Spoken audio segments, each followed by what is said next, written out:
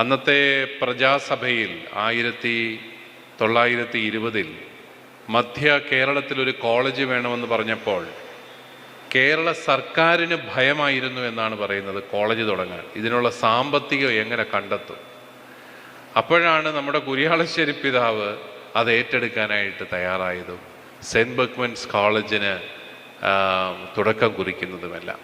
പിന്നീട് അദ്ദേഹം അതിന് പണം കണ്ടെത്തിയ വഴികളെക്കുറിച്ചൊക്കെ കോളേജിൻ്റെ ചരിത്രത്തിൽ നമുക്ക് വായിക്കാനായിട്ട് സാധിക്കും.